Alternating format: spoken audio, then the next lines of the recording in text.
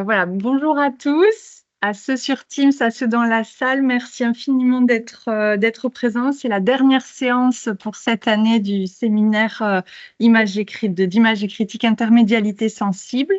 On remercie très chaleureusement notre invité. On va avoir l'occasion de le présenter. Donc, Yann Tolonia de l'Université de Lorraine. C'est une session de séminaire avec lui qui s'inscrit évidemment dans les travaux de l'équipe Image et Critique. Donc, pour ceux qui ne la connaissent pas, c'est une équipe, comme son nom l'indique, hein, qui est sur de l'interlangue, hein, comme le laboratoire TIL, le centre interlangue, donc espagnol, anglais, allemand et italien. Et c'est une équipe qui travaille sur 5 champs transversaux: l'intermédialité, l'épistémologie, la réception, l'adaptation et les transformations. Et les thématiques de recherche qui ont été retenues pour ce séminaire intermédialité sensible sont le paysage, les visualités sonores et l'imprimé et le vivant, ce qui explique voilà, qu'on soit un peu aussi à la croisée ce matin. Voilà, donc on remercie très très chaleureusement Yann Tolonia. Et donc quelques mots le concernant avant de lui laisser la parole. Donc il est professeur en littérature et art britannique et irlandais à l'Université de Lorraine à Metz. Il a beaucoup publié sur la poésie britannique de l'époque romantique au XXIe siècle et il travaille parfois en littérature comparée entre les domaines anglophones et hispanophones. Il s'intéresse aussi à l'art sous différentes formes et modalités: peinture, cinéma, sculpture, photographie, donc souvent dans une perspective intermédiale. Et donc son intervention ce matin dans le séminaire s'intitule Le devenir paysage des sculptures de Barbara Hepworth et Eduardo Chillida. Donc, merci infiniment Yann, tu as la parole. Merci beaucoup, Candice. Je remercie les organisatrices, Shannon Wells-Lassagne, Candice Lemaire, Myriam Segura, pour m'avoir invité dans cette très belle ville de Dijon à participer à ce séminaire sur les intermédialités sensibles. Alors, je vais vous parler aujourd'hui de 2 sculpteurs. Donc, la sculptrice Barbara Hepworth et le sculpteur donc, qui est anglaise et le sculpteur espagnol Eduardo Chillida. J'ai choisi de les mettre en rapport parce qu'ils partagent un certain nombre de caractéristiques. Tout d'abord, l'influence du sculpteur d'origine roumaine Constantin Brancusi, qui lui-même était élève de Rodin et qui les a tous les deux influencés. Un amour pour le trou abstrait, j'en reviendrai, ils ont beaucoup développé des sculptures qui s'organisent autour d'un vide, d'un espace creux, qui revêt des enjeux esthétiques variés. Et enfin, chaque artiste a souhaité exposer ses œuvres dans un jardin, formant une expérience sensible et esthétique par la relation entre les œuvres d'art et les œuvres de la nature. Dans le cas de chaque artiste, un nombre conséquent de leurs œuvres est exposé dans le jardin attenant à leur propriété, c'est-à-dire dans la maison et atelier de Barbara Hepworth à St. Ives dans les Cornouailles, et pour Eduardo Chillida, près de sa maison de campagne dans le Pays Basque, près de son atelier, dans un lieu nommé Chillida Leku, qui veut dire le lieu de Chillida, non loin de Saint-Sébastien. Alors, je vais commencer par présenter ces 2 sculpteurs, leur vie, leur travail, avant d'étudier le rapport entre œuvre et environnement, plus spécifiquement dans leurs jardins respectifs. Et je m'inspire pour mon titre Le devenir paysage, des réflexions de Gilles Deleuze et Félix Guattari dans 1000 plateaux, que Gilles Deleuze reprend ensuite dans ses conversations, dans ses dialogues avec Claire Parnet. Il parle du devenir animal, devenir intense, devenir imperceptible. Et il s'agit non pas d'imiter l'animal dans ce cas-là, mais d'entrer dans des rapports de composition, d'intensité sensible. Et dans le cas du devenir paysage des sculptures de Eduardo Chillida et Barbara Hepworth, cela implique des échanges, des compositions et recompositions entre paysages et éléments d'une part, et les sculptures de ces 2 artistes de l'autre. Pour finir, je conclurai en relevant un certain nombre de différences dans leur réalisation. Alors, pour commencer à les présenter, hop, c'est ici. OK, merci. Parfait. Eh bien, voici Barbara Hepworth, qui est née dans le Yorkshire, région centrale, plutôt vers le nord de l'Angleterre, en 1903. Elle a étudié à l'école des beaux-arts de Leeds, puis ayant obtenu une bourse, elle a étudié au Royal College of Art à Londres. Dans un monde dominé par les hommes, dans les années 20, particulièrement en art, il faut comprendre son originalité et son talent qui lui a permis de percer. Et elle obtient très rapidement de nombreux prix. Et grâce à une bourse, elle poursuit sa formation de sculptrice à Florence, en Italie, où elle rencontre son futur mari John Skipping, sculpteur également. Ils obtiennent de nombreux prix et elle a un fils avec Skipping, mais elle en divorce en 1933 pour vivre avec un peintre abstrait anglais, Ben Nicholson. Je les cite parce qu'ils sont un petit peu connus dans le monde de l'art anglo-saxon. Elle voyage avec ce dernier en France, à Paris, où elle rencontre Jean Arp, originaire de Strasbourg, où j'habite, Pablo Picasso et Constantin Brancusi, que voici, euh, et qui a une influence notable sur l'œuvre de Barbara Hepworth, comme on le verra pour Eduardo Chillida, avec ses formes. Donc voici une œuvre de Constantin Brancusi, Oiseau dans l'espace, qui mêle le figuratif avec déjà l'abstraction et une forme de stylisation de la forme, bien entendu. Barbara Hepworth est cofondatrice du groupe d'artistes Unit One, dont le but est de développer surréalisme et abstraction dans la lignée de Jean Arp. Elle retient de Picasso, qui est aussi sculpteur, l'utilisation de cordes tendues à l'intérieur des œuvres. Et autre élément qu'elle retient de Constantin Brancusi, il se fait l'avocat de la taille directe, c'est-à-dire un corps à corps avec l'œuvre. Que ce soit l'artiste qui travaille vraiment le matériau et une forme de fidélité au matériau, c'est-à-dire de faire confiance, un peu comme le suggérait Michel-Ange, de faire émerger les formes qui seraient latentes dans le matériau, notamment suivre les veines du bois, voire les veines du marbre. Elle a des triplés, alors ça ne représente pas ses triplés, mais elle a des triplés en 1934 et elle continue à travailler tout en s'occupant de ses enfants. Elle affirme: une femme artiste n'est pas privée de cuisiner, d'avoir des enfants, ni d'allaiter des enfants atteints de rougeole, même en 3 exemplaires. Elle est en fait nourrie par cette vie riche, à condition qu'elle fasse toujours un peu de travail chaque jour, ne serait-ce qu'une demi-heure, pour que les images grandissent dans son esprit. Juste avant la naissance de ces triplés, dès 1931, l'œuvre de 1931 a été détruite pendant les bombardements pendant la Seconde Guerre mondiale. Donc voici une œuvre de 1932. Elle a ouvert une voie dans laquelle vont s'engouffrer un certain nombre d'artistes après elle. Le trou abstrait, donc voici Pierced Form, forme percée de 1932. Elle a déclaré que cette procédure de percer un trou semble ouvrir une variété infinie de courbes continues dans la 3e dimension. Et ce percement inorganique de la forme fermée est un changement radical dans la sculpture, la tradition de la sculpture, c'est plutôt celle du volume fermé.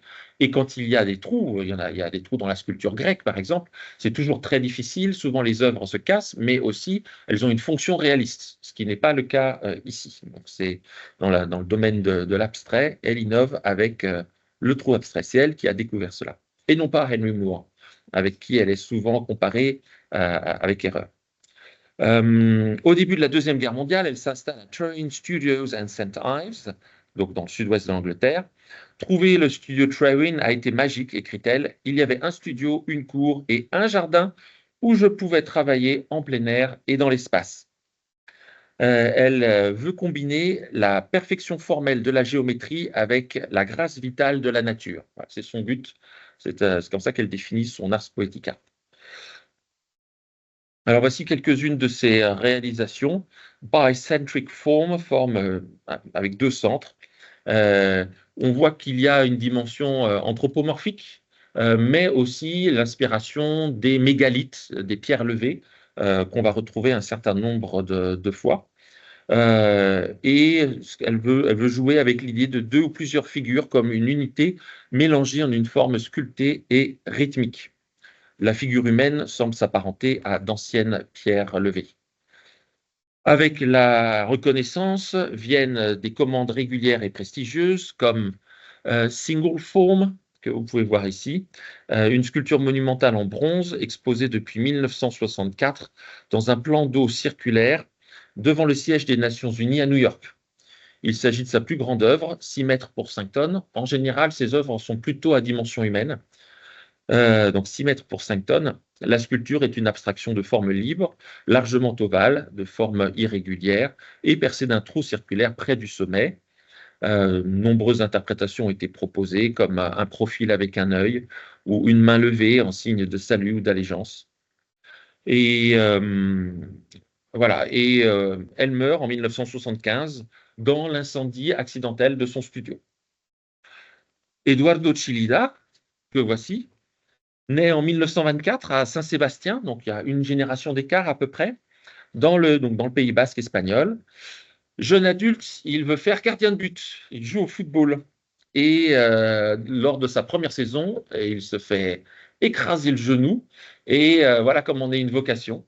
Et lors de sa période de convalescence, il médite sur, d'une part, la carrière de football qu'il doit abandonner et un autre métier qu'il pourrait commencer. Être artiste ne lui déplaît pas, mais encouragé par sa maman, il se dit on va essayer de travailler dans la sécurité. Il commence des études d'architecture et on va voir combien l'architecture reste importante dans sa sculpture ensuite. D'abord à Madrid, et il est trop attiré par la sculpture, il décide d'abandonner ses études d'architecture et de monter à Paris avec son épouse, Pilar Gilsunce, afin d'étudier les sculptures de la Grèce antique exposées au Louvre. Et c'est un éblouissement dont il cherche à se détourner aussitôt pour ne pas être trop influencé. C'est à Paris qu'il rencontre également Constantin Brancusi, dont l'œuvre semi-abstraite le fascine. Et il noue à Paris des contacts fructueux avec la galerie Mack, qu'il exposera souvent et sera son agent pratiquement toute son existence. Il s'installe en 1951 non loin de Saint-Sébastien, dans la maison d'une tante en face d'une forge, et ce forgeron sera son premier maître pour lui expliquer justement tous les rudiments de l'art du métal. Dans les années 70, il crée son propre atelier et il va augmenter l'échelle de ses sculptures. De même que Barbara Hepworth est associée, elle le revendique elle-même, à deux lieux spécifiquement, le Yorkshire de sa naissance et St. Ives qu'elle a choisi pour fuir Londres lors des bombardements de 1940-41 principalement. Chillida met en avant sa nature basque. Il écrit « Je suis de ceux qui pensent que nous les humains sommes de quelque part. Ici dans mon pays basque, je me sens à ma place, comme un arbre adapté à son territoire, sur son terrain, mais dont les bras s'ouvrent au monde entier. » Il donne d'ailleurs souvent des noms basques à ses sculptures, même si lui-même le parle mal. Mes sculptures parlent mieux basque que moi, aimait-il à plaisanter. Deux anecdotes. Dans les années 60, il rencontre le philosophe allemand Martin Heidegger. Il découvre qu'ils travaillent tous deux sur l'espace et ils partagent l'idée selon laquelle toute chose est aussi un lieu et toute chose incarne un lieu. Donc, le rapport entre sculpture et paysage est quintessentiel. En 1969, il est invité à l'université de Harvard aux États-Unis donc pour donner des conférences et des cours. Il donne volontiers des cours sur les sujets qui l'intéressent, les rapports entre sculpture et architecture, la dialectique entre le vide et la matière, mais donner des cours ne l'intéresse absolument pas. Il explique la sculpture se pratique et ne s'enseigne pas. Alors, comme il est quand même obligé de donner des cours, en guise de pied de nez à l'institution, d'une part, il fait des questionnaires, il pose des questionnaires un petit peu surréalistes aux étudiants sur leur régime alimentaire, voilà, des choses qui n'ont pas forcément lien avec la sculpture. Et à la fin du semestre, il propose aux étudiants de s'auto-évaluer. Et parmi les étudiants, il y en a 3 qui échouent, qui décident d'échouer parce qu'ils estiment qu'ils n'ont pas, ils ont échoué à utiliser la liberté qu'il leur donnait pour se développer davantage. Alors, 4 œuvres connues, un peu iconiques de Eduardo Chillida. Le premier, Éloge de l'horizon, Elogio al Horizonte, de 1990, qui est un mégalithe, donc vraiment méga grosse pierre, hein, au bord d'une falaise. On va s'en rendre compte avec l'échelle humaine au début de la vidéo. Donc un peu dans la tradition de Stonehenge. Voyons voir. Alors, pour faire partir la vidéo, et je vois pour couper le son, que je vais commencer par couper tout de suite. Voilà. Donc, c'est le Cerro de Santa Catalina à Gijón, en Espagne, sur un promontoire rocheux. Et vous pouvez voir l'échelle des humains dans les premières images, et sinon la taille du monument ici par rapport à l'église, par exemple. Donc, c'est vraiment énorme. Et l'œuvre ressemble, on peut l'interpréter de différentes manières, bien entendu, une immense paire de bras ouverts saluant l'horizon, ou bien une représentation stylisée de l'horizon avant l'horizon. Un certain nombre de ces œuvres semblent être des intermédiaires entre l'échelle humaine et sinon l'échelle de l'infini, en tout cas une échelle de plus grande magnitude. Donc voilà, Chiron dans les Asturies.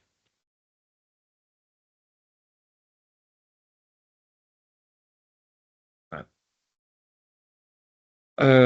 Œuvre assez connue également de lui, le Monument à la tolérance, achevé en 1992, aussi sculpture monumentale. Sur ma photo, on voit l'échelle humaine. Elle est installée sur le quai du Sel, à côté du Paseo de Colón, du pont Triana et du fleuve Guadalquivir à Séville. Inaugurée en 1992, on voit la tour de l'or à Torre de Oro à l'arrière. Euh, et ça a été inauguré à l'occasion de l'exposition universelle à Séville. Et dans son discours d'inauguration, Chillida a déclaré: je ne veux pas donner d'exemple à qui que ce soit, mais il serait parfait qu'un jour, à Séville, les Juifs, les Arabes et les chrétiens se serrent à nouveau la main. Et c'est bien sûr ce que l'idée que ce monument reflète. On peut y voir une main tendue et un bras qui accueille. Et bien sûr, les touristes sont invités à investir cet espace vide et à s'asseoir sur le bras à gauche. Il a beaucoup de succès en Allemagne. En plus du basque, il dit que ses sculptures parlent aussi en allemand, ou en tout cas aux Allemands. Voici la sculpture qui s'intitule sobrement Berlin et qui se situe à Berlin, et qui a été un grand nombre de ces sculptures ressemblent à des doigts, à des mains. Et donc là, on a deux mains qui s'étreignent pour symboliser la réunification allemande. Donc inaugurée en l'an 2000, en acier, à l'entrée de la chancellerie fédérale dans la capitale allemande. Le peigne des vents, alors là, on ne l'a pas. Est-ce que quelque chose apparaît? Oui. Alors, pareil, je vais couper le son. Donc, le peigne des vents est sans doute, et c'est par cette œuvre-là que j'ai connu Eduardo Chillida dans mes études d'espagnol, inauguré en 1976. Petite présentation avant de montrer les images. C'est en fait une sculpture en trois morceaux, un ensemble de trois sculptures, chacune pesant 10 tonnes, chacune est encastrée sur des rochers différents surplombant la mer de Cantabrica, la mer Cantabrique, avec les vagues qui les frappent de plein fouet. Trois sculptures en acier, chacune d'environ 8 mètres cubes, donc 2 mètres sur 2 mètres sur 2 mètres. Les voici.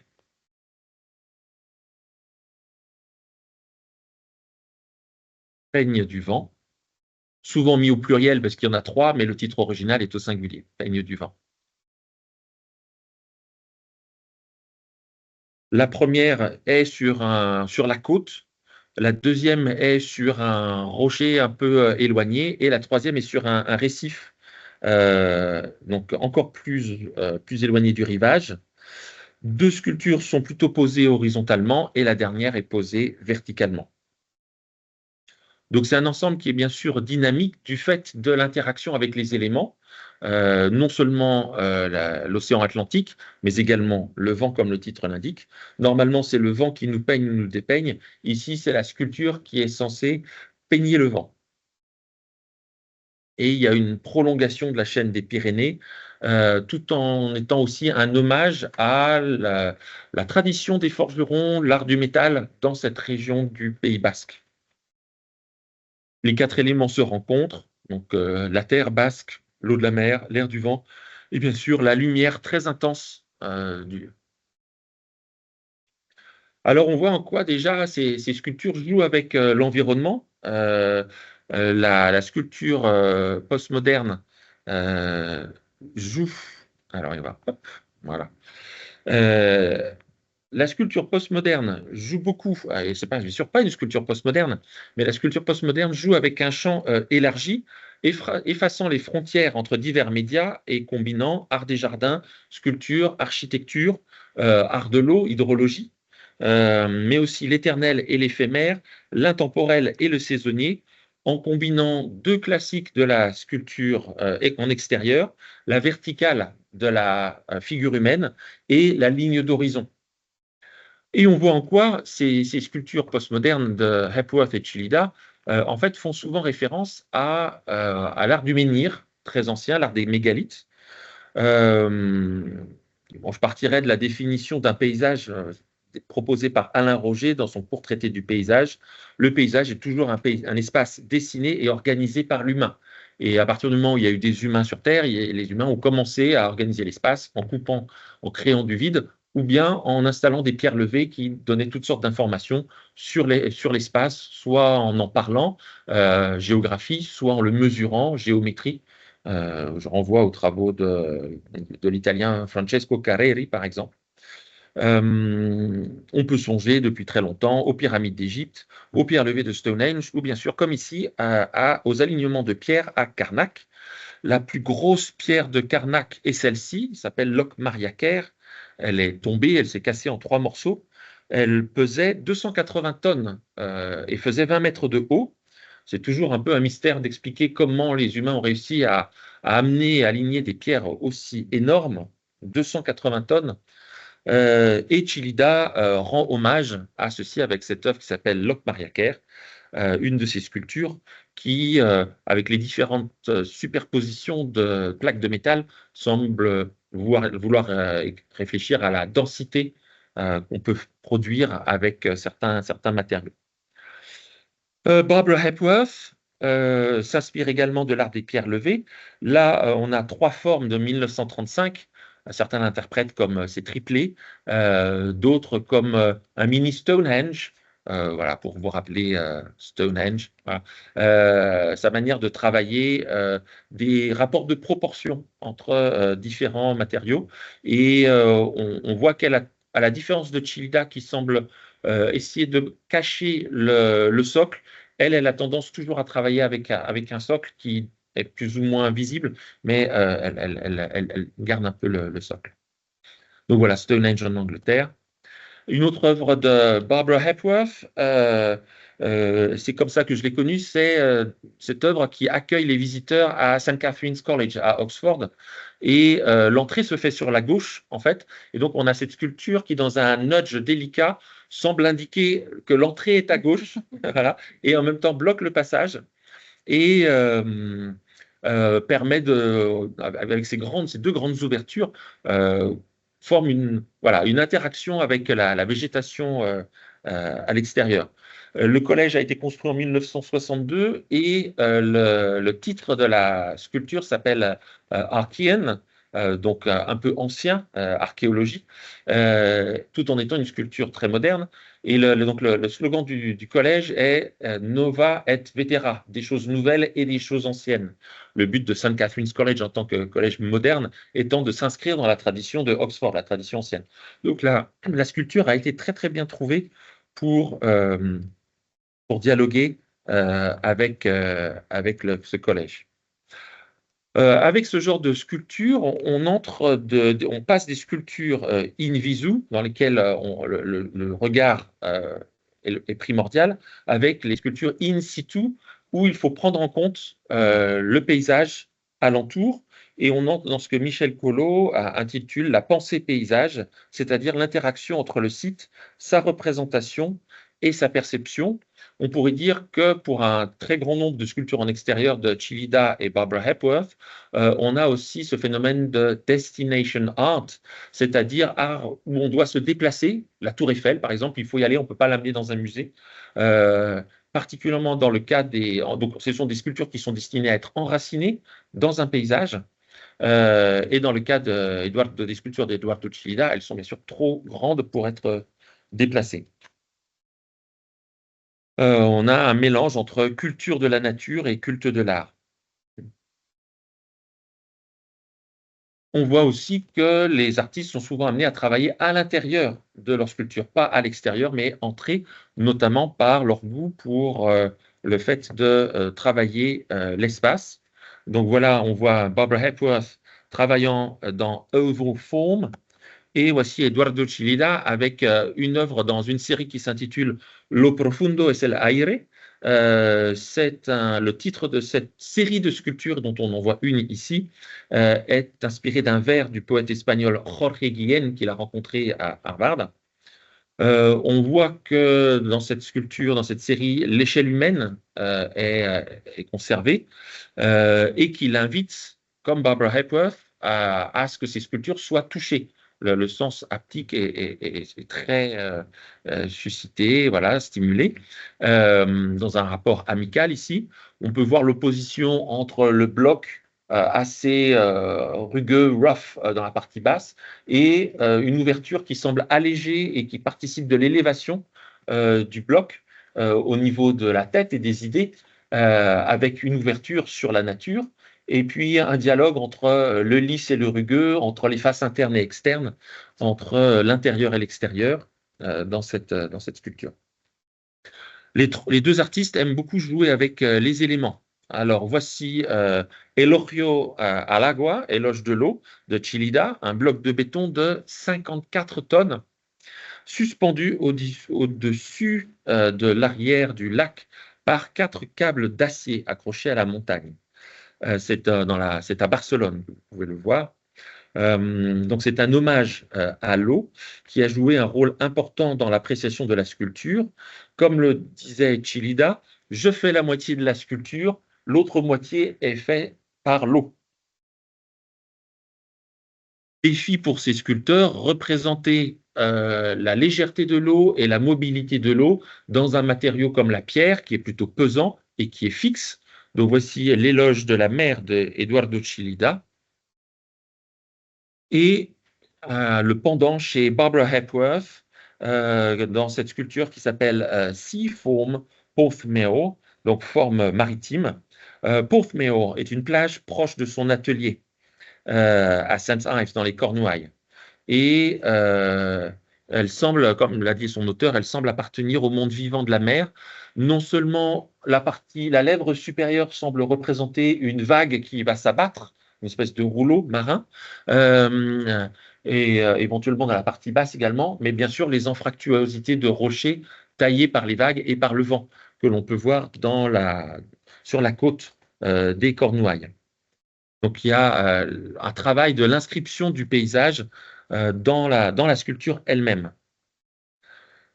Dans cette river form que vous pouvez voir au Ashmolean Museum à Oxford, qui s'intitule Pélagos, donc en grec la mer, il y a une forme de créativisme du titre qui veut représenter ce qui est montré dans la sculpture. Et donc là, c'est plus un rouleau marin stylisé avec différentes ouvertures, peut-être de façon cubiste, avec 3 perspectives sur l'intérieur d'un rouleau marin. Et il y a une grande influence c'est une œuvre de 1966. Barbara Hepworth a visité les îles de Grèce et elle aussi a son influence grecque, représentée dans un certain nombre d'œuvres des années 60. Ils aiment jouer aussi avec, alors une dernière de Barbara Hepworth, cette œuvre qui s'intitule voyons voir, qui s'intitule comment? Je n'ai plus le titre ici ni en tête, mais je le retrouvais un tout petit peu plus tard. Je crois que c'est Curved Form Delphi. Voilà, c'est ça, Curved Form Delphi, forme courbe, qui est une sculpture particulière. Je reviendrai dessus un peu plus tard pour qu'elle arrive un peu plus tard. Voilà. Donc, il joue aussi avec le soleil et la lumière. Donc, voici une œuvre de Chillida et Studio Homenaje a Kandinsky, étude hommage à Kandinsky en albâtre. L'albâtre n'était pas apprécié par le modernisme et Chillida a voulu l'utiliser pour ses propriétés lumineuses, la réflexion de la lumière, et il essaye de guider la lumière à l'intérieur de l'œuvre pour donner un effet dynamique à ses œuvres, toujours jouer entre l'espace vide intérieur et des ouvertures.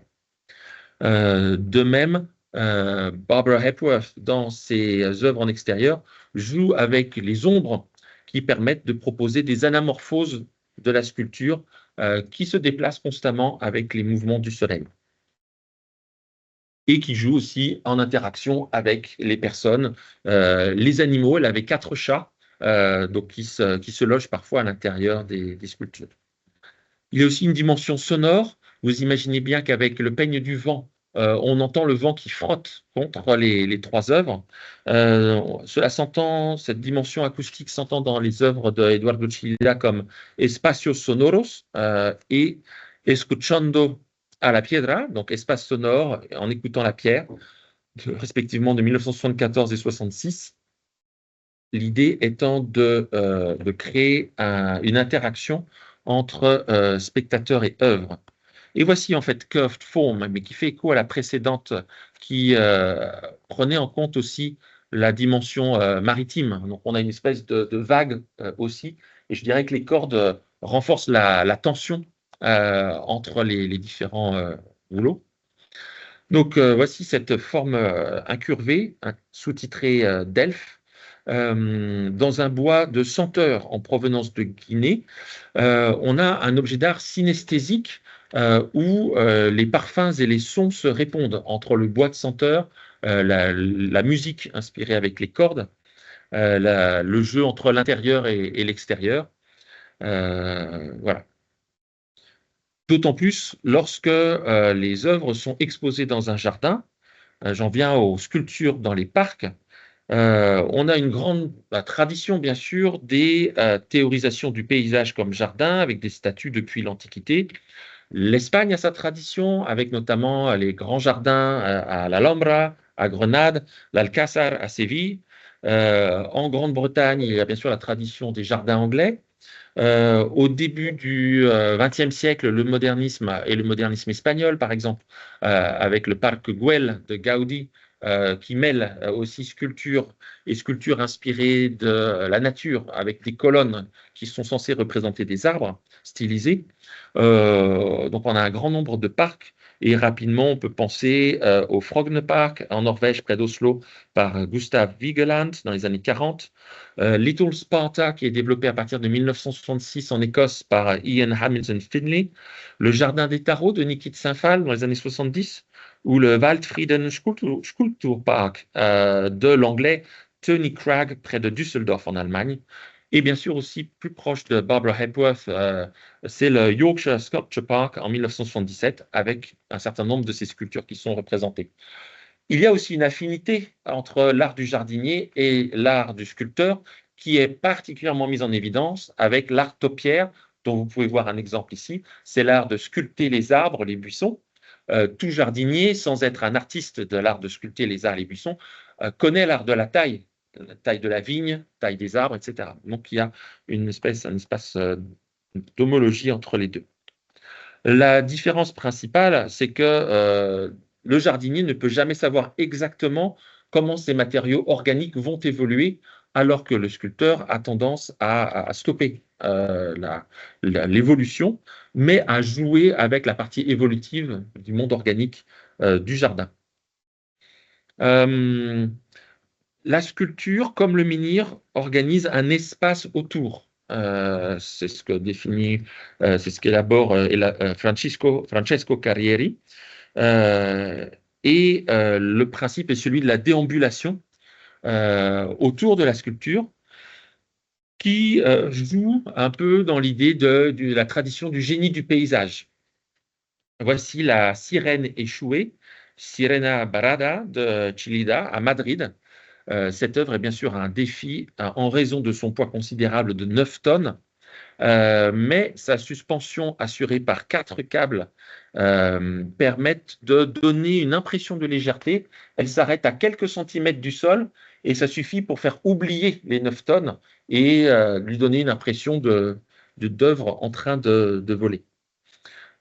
Autre esprit du lieu, dans Barbara Hepworth, ce bas-relief biolithe qui associe la vie et la pierre dans le titre, pierre vivante, qui suggère une présence anthropomorphe au creux de la pierre. Parcourir l'espace a toujours représenté un moyen esthétique d'habiter le monde. Michel Collot appelle cela une trajection, le fait d'une action en trajet, une interaction et un échange à la fois matériel et culturel qui se noue entre l'homme et son milieu. Et le critique italien Francesco Carrieri va plus loin et appelle cela walkscapes, des paysages que l'on découvre en marchant. Walkscapes. Cela permet de voir les œuvres sous des différentes perspectives, sous différents angles, produisant un processus esthétique.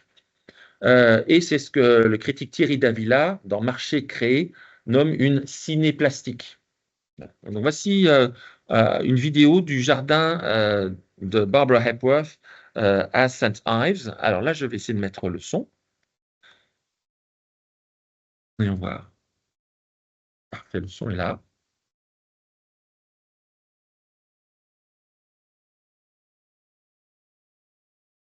Donc on entend les oiseaux. Vous voyez la variété des plantes, que la couleur de certaines œuvres est assez proche de la tonalité des plantes. Les autres sons que l'on peut entendre, c'est les cloches, parfois, hein, lorsque les cloches de l'église retentissent. Et bien sûr, les parfums des différentes plantes.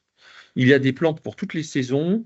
Au printemps, vous trouverez par exemple des clématites, en été des arômes, à l'automne des roses et des yuccas, et en hiver des hibiscus et du lierre qui continuent à toujours accompagner par leur forme organique les structures des différentes œuvres et qui sont bien sûr perceptibles à travers les nombreux espaces des sculptures perforées. Ces sculptures qui surgissent au milieu, on verra un peu plus tard une vidéo de l'écou, ces sculptures qui surgissent au milieu du jardin proposent un élément merveilleux, des espaces où se perdre et où ressentir de différentes sensations. Euh, voilà. Des effets polysensoriels. Voilà. Donc, il y a toujours la figure humaine qui est représentée, mais comme une espèce de divinité désincarnée et qui apparaît parfois presque par transparence du fait des ouvertures, des nombreuses ouvertures. Voici Figure for Landscape. Donc, le titre lui-même indique figure pour paysage. En quoi était dans l'esprit en quoi cette sculpture dans l'esprit de Barbara Hepworth était censée se fondre dans le paysage. Elle indique que c'est une image prégnante en elle, cette figure humaine qui va se fondre dans un paysage. Et elle imagine, j'étais la figure dans le paysage et chaque sculpture contenait les formes et les contours du paysage en constante évolution, incarnant ma propre réaction à une position donnée dans le paysage. Voici figure Nanjisal. Nanjisal est un nom de lieu en Cornouailles.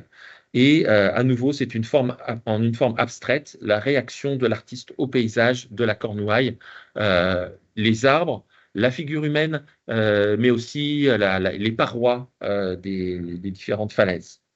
Un critique estime que Nanjisal est une superbe crique avec des arches à travers les falaises. Donc à nouveau, un paysage en miniature qui serait inscrit dans cette sculpture.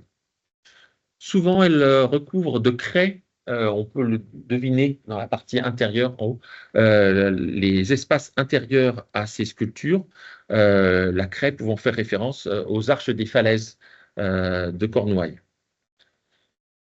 En tant que surréaliste et faisant écho à la tradition des objets trouvés, Barbara Hepworth essaye de révéler des formes à l'intérieur et donc de suivre les nodosités de l'arbre, du bois dans lequel elle sculpte. Alors, voici l'écoute qui est présenté dans une petite vidéo. Je vais laisser le son, c'est dans un anglais matinée d'espagnol.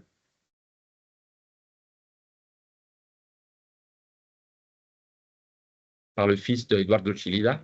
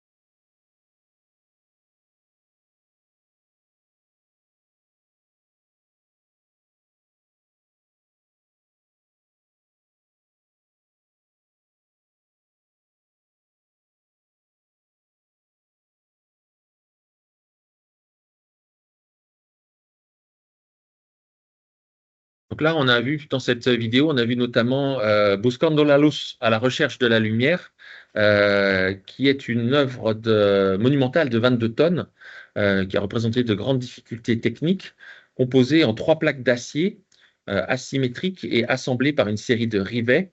On a un contraste si on oppose 2 perspectives devant-derrière, soit le plein, une pièce solide qui s'élève vers le ciel, et de ce point de vue que l'on a sur cette image, plutôt le vide.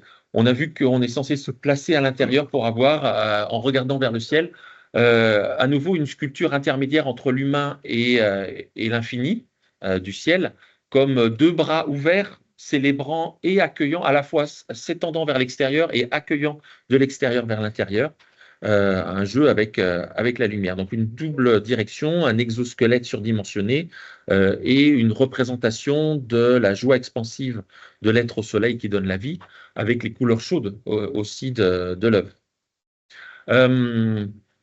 On voit la différence entre les 2 jardins, un jardin plutôt petit et touffu dans le cas de Barbara Hepworth, un jardin plutôt lisse, avec de grands espaces, comme on peut le voir ici dans les coups. Ce qui est certain, c'est que les nombreux trous offerts par les nombreux espaces vides offerts par les sculptures mettent en rapport l'œuvre et le paysage, et on en arrive à cette idée qu'on a une boucle interactive, une mise en abîme du paysage, bien entendu, dans ces cadres formés par la sculpture. Jacques Derrida, dans La vérité en peinture, réfléchit après Emmanuel Kant à ce qu'il appelle le parergone, c'est-à-dire tout ce qui s'ajoute à une œuvre, le cadre, l'ornement. Et il s'interroge sur la question de où se termine l'œuvre, où commence le cadre. Le cadre étant un élément qui est ni tout à fait intérieur, ni tout à fait extérieur à l'œuvre. Il fait partie de l'œuvre tout en la délimitant. C'est un supplément ambigu qui trouble la frontière entre l'art et le non-art. On a ces phénomènes-là dans les œuvres d'Eduardo Chillida, avec la nature qui est à la fois un ornement à la sculpture et la sculpture qui est un ornement à la nature. On a à la fois un devenir paysage des sculptures et un devenir sculpture du paysage. Je voudrais terminer sur un dernier point, les différences et les limites entre Eduardo Chillida et Barbara Hepworth, car ils ne sont pas interchangeables. Déjà, un rapport aux matériaux. Barbara Hepworth préconise la taille directe, et même si elle a quelques assistants, c'est principalement elle qui va sculpter le bois. C'est principalement pour ses sculptures en bronze qu'elle a des assistants, mais une œuvre non négligeable de sa production est en bois et en pierre, et elle travaille par elle-même. À partir des années 70, presque toute l'œuvre de Chillida est dans des ateliers que l'on peut voir de ce style-là. Et Chillida est plutôt le maître d'œuvre, comme on peut le voir. Il travaille surtout de la voix par rapport aux autres ouvriers. Donc voici un exemple. La taille des sculptures. Les sculptures de Barbara Hepworth s'intègrent dans le paysage, tandis que le gigantisme des œuvres d'Eduardo Chillida fait que celles-ci s'imposent au paysage. Peut-être une dimension écologique. Alors bien sûr, c'était une idée neuve dans le monde dans les années 70, particulièrement si on remonte avant, en Europe. Barbara Hepworth, de plus en plus, utilise une pierre de Cornouailles et des arbres qui viennent de Cornouailles. C'est ce qu'on peut voir ici dans Single Form Dryad, donc Dryade, qui vient d'Orme, en Orme de Cornouailles. Quant à Eduardo Chillida, voulant faire toujours mieux, toujours plus grand, il y avait le projet Tindaya sur l'île de Fuerteventura. Il voulait faire un autre monument à la tolérance, une grotte artificielle qui devait être creusée dans la montagne, une immense grotte cubique de 40 mètres de côté, qui impliquait de couler des mètres cubes et des mètres cubes de béton dans les années 70, 80, 90. Et les associations écologistes se sont réveillées, ont mené une lutte contre cette œuvre d'art qui était prévue. Donc voilà ce qu'il prévoyait, d'accord? C'était deux ouvertures, l'une pour la lumière de la Lune, l'autre pour la lumière du Soleil. Vous pouvez voir l'échelle humaine, voilà, un sentiment de petitesse, mais justement de communion avec l'infini du monde, l'infini cosmique. Mais cette œuvre a été abandonnée sous la pression des associations écologistes. En conclusion, je dirais que la déambulation dans un parc de sculptures offre une expérience d'anamorphose plastique. Les sculptures se déforment selon le point de vue que l'on prend, les chemins que l'on suit, bien sûr la lumière du jour, la lumière selon les saisons. Et la présence de ces sculptures transforme le paysage en un territoire empathique que l'on est invité à sentir justement par les parfums, par le toucher, par l'ouïe également. Ce sont des paysages qui ne sont plus vraiment réels, mais proposent une dimension onirique, un léger état d'hypnose où la pensée est à la fois non réflexive et non discursive, une expérience esthétique avec les sensations. Pourrait-on dire que l'inconscient de l'œuvre révèle le jardin, ou bien est-ce que c'est le jardin qui révèle certaines parts de l'inconscient de l'œuvre? Je vous laisse avec cette idée et je vous remercie pour votre écoute.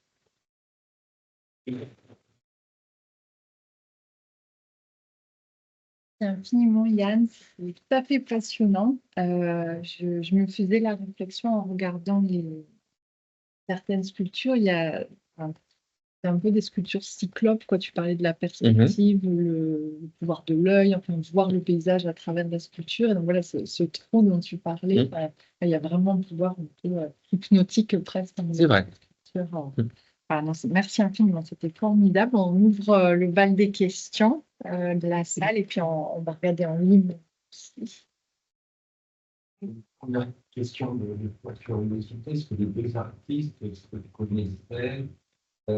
connaissaient le travail de l'autre? Alors, je pense qu'ils se connaissaient, mais en fait, de façon interposée. Je n'ai pas trouvé de trace d'une rencontre entre les deux. En fait, lors du cinquantenaire du bombardement de Guernica, donc en 1987, Henry Moore, pas Barbara Hepworth, et Chillida ont été invités à exposer en même temps et au même endroit. Ils connaissent certainement, Chillida connaissait l'œuvre de Barbara Hepworth. Henry Moore et Barbara Hepworth sont très souvent associés. Souvent, Henry Moore est mieux connu tout simplement parce que c'est un homme et aussi parce qu'en 1948, il a exposé à Venise. Il a été invité par le British Council à représenter l'Angleterre et il a été mis en avant comme incarnant l'art moderne anglais après la Seconde Guerre mondiale. Et ce n'est que 2 ans plus tard que Barbara Hepworth a été invitée. Et aussitôt, les critiques ont dit « Ah, ben, elle imite, c'est une disciple de Henry Moore, alors que c'est elle qui a inventé le trou dans la sculpture et Henry Moore l'a imité. » Et Henry Moore et Barbara Hepworth s'appréciaient, mais comme ils étaient très souvent, sinon confondus, en tout cas mis en rapport, leur amitié est devenue une légère rivalité dans les années 60-70, et Henry Moore a eu la chance de vivre plus longtemps que Barbara Hepworth. Donc, quand on parle de la sculpture moderne anglaise, c'est plus souvent son nom pour ces différents facteurs. Homme repéré en premier, a vécu plus longtemps, que son nom est mis en valeur. Mais moi, je préfère Barbara Hepworth, et donc j'essaie de la mettre en avant par rapport à ça. Donc, pour faire bref et répondre à votre question, ils ne se sont pas rencontrés, mais ils connaissaient certainement leurs œuvres respectives. Il y a Marie-Odile qui pose. Marie-Odile, on t'écoute. Oui, merci. Merci beaucoup. Je ne connais pas grand-chose, mais je me demandais, est-ce qu'il y avait un lien avec le land art du tout? Et finalement, parce qu'on pense à la jetée là, de Smithson, est-ce qu'il y a des aspects aussi, des influences? Voilà, merci. Merci pour cette question. Ben oui, oui et non. Dans le domaine du land art, on distingue souvent 2 manières de faire du land art. La manière américaine, comme Smithson, avec le bulldozer et recomposer un paysage, et une autre partie qu'on a tendance à appeler earthworks, qui consiste plus à intégrer les œuvres dans le paysage.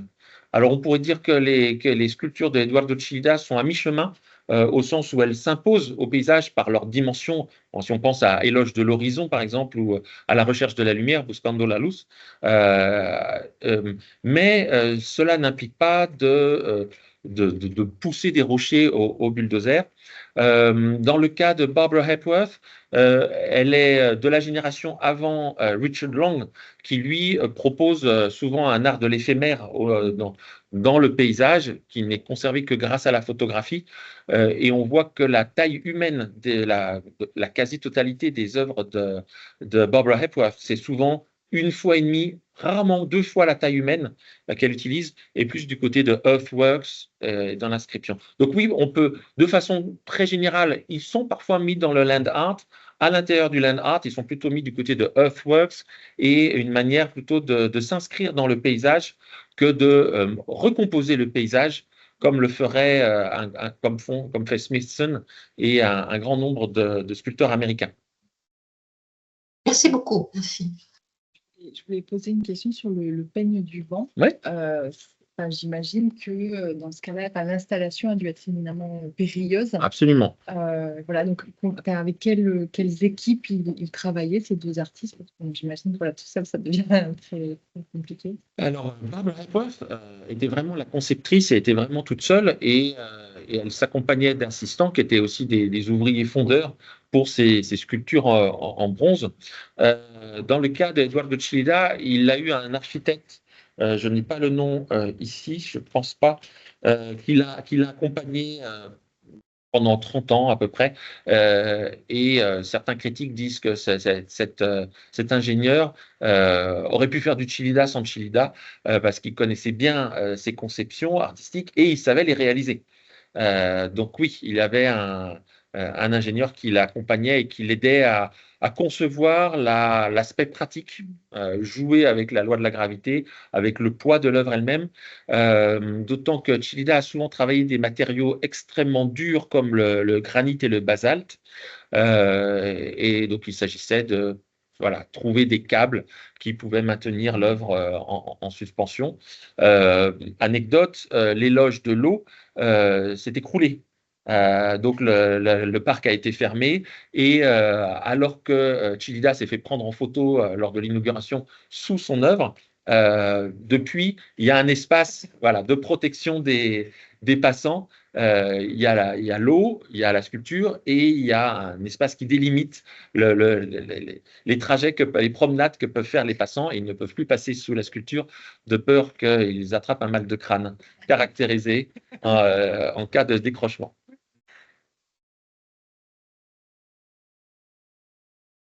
Merci beaucoup. C'est vraiment passionnant. Moi, c'est quelque chose, c'est une petite remarque qui a été inspirée par une des dernières sculptures de Hepworth, de Dryad. Oui, c'est celle-là. Voilà, je me suis dit, Stonehenge, les menhirs, tout ça, finalement, il y a un aspect religieux, spirituel, mythique, quoi. Il me semble bien que, Hepworth, personnellement, en tout cas, je vois cet aspect mythique aussi, l'esprit de la nature. Et je me demandais si, elle en avait parlé, est-ce que c'est quelque chose que tu vois aussi chez Chillida ou pas tellement? Les deux essayent d'avoir un discours post-religieux ouvert dans l'esprit de tolérance qu'expose Chillida, par exemple, et de plus parler, oui, de revenir à une dimension mythique ou spirituelle. Voilà, une dimension spirituelle. Effectivement, alors il y a une inscription mythique avec Dryad dans les titres qui consiste à suggérer, oui, à proposer à travers leurs œuvres, comme les menhirs étaient eux-mêmes souvent des objets sacrés, de proposer à la fois un culte de l'œuvre d'art et l'œuvre d'art comme intermédiaire entre l'humain et le sacré. Bon, ça se voit bien avec À la recherche de la lumière, par exemple, ou Éloge de l'horizon, où l'œuvre, par sa dimension, se situe entre l'échelle humaine et l'échelle du cosmos. Dans Barbara Hepworth, ce serait plus un rapport peut-être comme dirait William Blake, Everything that lives is holy, ou bien Deities reside in the human breast. Ça évoque des souvenirs. Et donc, voilà, dans le cas de Barbara Hepworth, ce serait plus une divinité à échelle humaine, une spiritualité interne.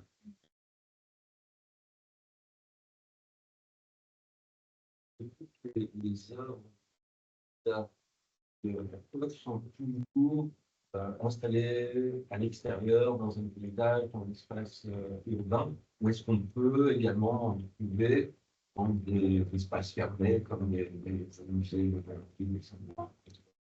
Absolument. Donc, il y a les deux, à peu près 50-50 pour leurs œuvres. Simplement, ce que j'ai montré quelques œuvres dans des musées, donc par exemple River Form de Barbara Hepworth, mais le titre lui-même inscrit la rivière, inscrit le paysage dans la sculpture. Donc, on les trouve en intérieur. Et dans, par exemple, à Chillida Leku, dans la maison, il y a beaucoup de maquettes de Chillida. Donc, ce sont plus des maquettes qui sont dans ce musée-là. Et dans d'autres musées, il y a une exposition à Toulouse, il y a 5 ans à peu près, d'un certain nombre de sculptures de Chillida, mais qui ne sont pas forcément ce qu'on entend par des... Ce sont plutôt les petites sculptures, celles qui sont déplaçables, bien entendu, celles qui ne sont pas associées à un lieu spécifique. Donc, il y en a un certain nombre également. Mais aussi, Chillida a toute une production d'œuvres qui s'appellent Gravitation, sur lesquelles a écrit le poète Yves Bonnefoy, qui sont plutôt des tissus superposés et cousus ensemble. Et l'idée de Chillida était de montrer que même les objets les plus légers subissent la gravité. Et c'était un certain nombre de ces objets-là qui étaient exposés à Toulouse. Donc oui, il y a des productions. Et comme les œuvres de Barbara Hepworth sont de petite taille, là, on peut les transporter, sauf quand elles sont associées spécifiquement à un lieu, comme dans le jardin d'accueil de St. Catherine's College. Bon, bah, c'est une œuvre à demeure. Voilà. Donc il y a deux catégories, les œuvres à demeure et les œuvres plutôt dans les musées ou parfois en extérieur de musées, mais qu'on peut éventuellement déplacer. Madame Robertson, vous avez la parole. Et bonjour et merci beaucoup pour cette analyse qui donne vraiment envie d'aller voir les œuvres in situ. J'avais deux questions, plutôt une sur la nature de l'œuvre de Barbara Hepworth et puis la deuxième, c'est plutôt sur ses influences qu'elle a pu avoir sur d'autres sculpteurs ou sculptrices. La première, c'est donc il me semble qu'il y a vraiment à la fois cette inscription spirituelle dans le matériau, mais aussi du corps vraiment. Et je me demande à quel point on peut insister sur la sexualité apparente, parce qu'il y a vraiment des œuvres aussi, il y a des œuvres qui représentent le sexe masculin, mais ce trou, enfin, il y a quelque chose d'organique qui rappelle quand même le sexe féminin. Est-ce qu'il y a des analyses plus du côté des féministes, enfin, qui mettent en relief cette présence-là du corps et notamment du sexe à l'intérieur de la sculpture? Ça, c'est ma première question. Et ma deuxième question, c'est plutôt, est-ce qu'on peut faire un parallèle avec les œuvres peut-être aussi de l'autre sculpteur de Chillida, avec Anthony Gormley, par exemple, qui met des sculptures dans l'eau aussi. Et peut-être, je me demandais pour Barbara Hepworth, Germaine Richer. Voilà, c'était mes deux questions. Merci. Alors, deux éléments à propos du sexe féminin et du féminisme chez Barbara Hepworth. Alors, oui, il y a la dimension, bien sûr, et je dirais que de façon générale, on peut voir une masculinité chez Chillida avec le phallus de Buscando la Luz, à la recherche de la lumière, et puis un certain nombre d'œuvres qui sont tassées et souvent de forme érectile chez Chillida, et de l'autre côté, effectivement, des courbes en douceur de la part de Barbara Hepworth. Barbara Hepworth était féministe. Elle l'a dit de façon calme et répétée, notamment dans les années 60 et 70, avant sa mort, et que elle se sentait pas en rivalité avec les hommes, qu'elle avait quelque chose à montrer en tant que femme et qu'elle entendait bien le montrer à sa manière et rester dans ce qu'elle voulait faire sans être influencée par une compétition possible avec les hommes. Et elle a été un peu redécouverte par les féministes américaines dans les années 80. Voilà, les féministes américaines des années 80 en ont fait une de leurs égéries, ou en tout cas une des pionnières, tout simplement par son rayonnement et l'importance qu'elle a eue dans la sculpture. Pour connecter ça avec votre deuxième question, absolument, Henry Moore, Barbara Hepworth, ont été des passeurs pour la génération de Anthony Gormley et de Damien Hirst, qui fait aussi des sculptures en extérieur. Et ça a lancé une tradition anglaise de sculpture en extérieur. Il me semble que dans le film qui vient de sortir, 20 Years Later, de Danny Boyle, on voit une sculpture de Anthony Gormley à un moment donné, The Angel. Voilà. Donc, oui, il y a effectivement, ils ont contribué. Alors, Anthony Gormley et Damien Hirst vont vers le gigantisme, essayent aussi de travailler l'esprit du lieu et ou de jouer avec l'espace environnant. Donc, il y a des sculptures de Anthony Gormley qui ponctuent un paysage marin et qui sont plus ou moins engloutis selon les marées. Donc, oui, tout à fait. Ce sont donc Barbara Hepworth, mais aussi Henry Moore qui allait plus vers le gigantisme que Barbara Hepworth, ont contribué à influencer cette génération qui est née dans les années 60. Donc, Gormley, Hirst, entre autres, et plus spécifiquement. Merci. Et donc, est-ce qu'on peut poser la question de est-ce qu'il y a quelque chose de politique? Il ne me semble pas qu'il y ait quelque chose de politique dans l'œuvre de Barbara Hepworth, sauf que peut-être par justement l'inscription dans la dimension humaine, c'est peut-être là un peu sa dimension politique, c'est-à-dire de ramener le spirituel à l'intérieur de l'homme dans une époque où peut-être justement un peu l'accélération de la mécanique, enfin, je sais pas, de tous les bouleversements économiques, culturels qu'on a connus depuis ces années-là, peut-être que c'est une façon politique, mais de façon personnelle, de donner un message sur l'importance de revenir à la perception, à la synesthésie et à l'échelle humaine. Je souscris tout à fait à votre hypothèse, dans la mesure où Barbara Hepworth, pour ses œuvres en extérieur, a travaillé souvent avec le bronze, mais ses matériaux de prédilection étaient le bois et le marbre. Et simplement, le bois et le marbre se conservent moins bien avec le climat en extérieur.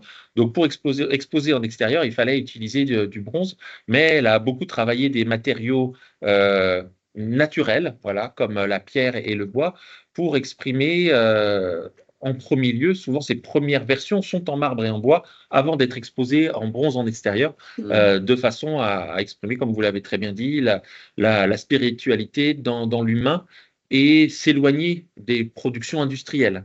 Voilà. Donc quelque chose de romantique en fait. Absolument, oui, il y a le romantisme, notamment britannique, n'est pas mort. Il se poursuit. On pourrait interpréter l'œuvre de Damien Hirst, qui est très provocateur, comme de l'anti-romantisme, mais c'est aussi une manière de se situer dans le romantisme. Voilà, de fonctionner en rapport avec le romantisme pour essayer d'en finir et sans y arriver complètement. Merci beaucoup. D'autres questions en ligne? Tu parlais des matériaux, donc j'ai noté voilà, au fil de l'explication, donc le bois, l'albâtre, l'acier, le marbre, la pierre, le bronze, la pierre de Cornouailles plus spécifiquement. Est-ce qu'il y avait d'autres matériaux qui étaient utilisés outre cela? Enfin, comme tu disais, là, il y avait vraiment une grande variété quand même. Il y a une tradition du sculpteur qui est de travailler le bois, la pierre. En général, la hiérarchie héritée de la Renaissance serait l'or qui est en premier, l'argent, le marbre. Le fait de travailler le bois, ce serait ça aussi qui serait politique chez Barbara Hepworth. C'est une manière et puis du bois de senteur. Voilà, de dire qu'elle essaye de faire surgir une dryade, voilà, du bois qui contribue à déplacer le critère de noblesse du matériau. Chillida est plus dans je joue avec le monde industriel qui m'environne. C'est à la fois la forge qui est une tradition basque, mais c'est aussi proposer des choses impressionnantes à la vue. Donc une forme d'artisanat de l'industrie dans le cas d'Eduardo Chillida, je dirais. L'acier Corten, presque. En Et fait. c'est de l'acier Corten, tout à fait.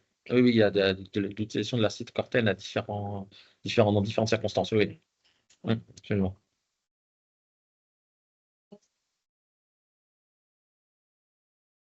Artistes finalement dans leur lieu respectif, quoi. C'est-à-dire que ça pourrait avoir l'air d'avoir utilisé voilà, des matériaux chez elle, quoi.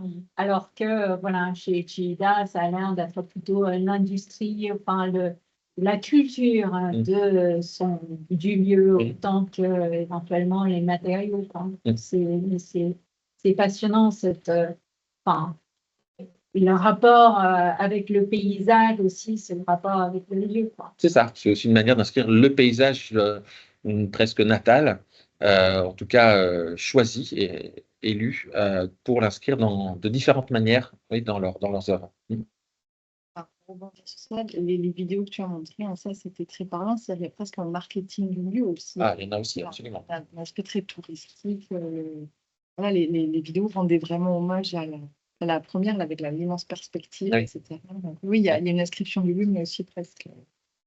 Naturellement, de nos jours, il y a une réutilisation touristique. Hein. C'est un produit touristique, aussi bien pour Barbara Hepworth. C'est la seule artiste qui a un musée à son nom par la Tate. Il y a la Tate Modern, il y a la Tate Gallery et il y a la Tate St. Ives, qui est le musée Barbara Hepworth. Donc, c'est aussi un rappel de son aura en Angleterre. Dans le cas de Chillida, alors son parc a été fermé pendant une dizaine d'années. Apparemment, c'était sa veuve qui demandait trop d'argent à la région. Et une fois qu'elle est décédée, le dialogue a repris avec les fils. Et on voit que le fils parle bien dans la vidéo. Donc, le parc a réouvert depuis 2019, je crois. Et donc, il est à nouveau visitable. Madame Robertson, votre voilà, oui. Pardon, j'avais oublié. Vous avez parlé de sculpture postmoderne et je me demandais si on peut faire le lien, je pense, avec la littérature aussi, dans la mesure où ce qui semble être mis en exergue, c'est la réception de l'œuvre, en fait, qui semble être inscrite déjà dans sa création, en fait. L'artiste, le sculpteur, comme l'écrivain, prévoit un peu des différentes possibilités de réception de son œuvre et laisse une grande marge de liberté à celui qui la reçoit. Je pense qu'on peut faire ce parallèle avec l'écrit. Tout à fait. Oui, je suis tout à fait d'accord avec vous.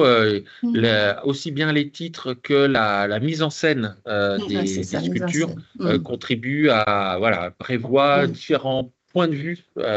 Le spectateur tournera, notamment dans les jardins, il y a aussi une scénographie des deux parcs, des deux jardins, qui conduisent à présenter les œuvres sous une certaine perspective et après on les laisse sur le côté et si on se retourne, on voit une autre perspective qui peut être intéressante et qui non seulement est intéressante pour la sculpture, mais aussi la sculpture par rapport au jardin, en ménageant des ouvertures, en masquant certains bosquets et puis voilà. Donc oui, il y a aussi une scénographie des jardins qui conviendrait d'étudier plus en détail pour montrer comment à la fois, dans le cas de Barbara Hepworth, ils ont gardé à peu près la manière dont elle souhaitait que le jardin soit fait. Dans Chillida Alecu également, puisque c'est Chillida qui l'a supervisé dans les années en 2000, ça a ouvert en 2000 et lui-même est mort en 2002. Mais il a fallu modifier certaines plantes qui mouraient tout simplement par d'âge ou parce que le climat avait évolué. Donc on pourrait réfléchir, étudier les décisions qui ont été prises pour faciliter le déplacement des touristes à l'intérieur de ces deux sites. C'est ça. Il y a d'autres questions? Je dirais pas, mais dans ce cas, on remercie vraiment très, très chaleureusement Myriam. Et voilà, on remercie beaucoup les collègues qui étaient en ligne. On vous remercie de votre présence et on vous souhaite voilà, une très bonne journée. Merci beaucoup d'avoir participé. Et, voilà, Merci. félicite aussi. Merci Au bien. revoir Marie, à bientôt. Merci. Merci beaucoup. Merci de m'avoir Merci. inscrit. Merci infiniment. Au revoir. Au revoir.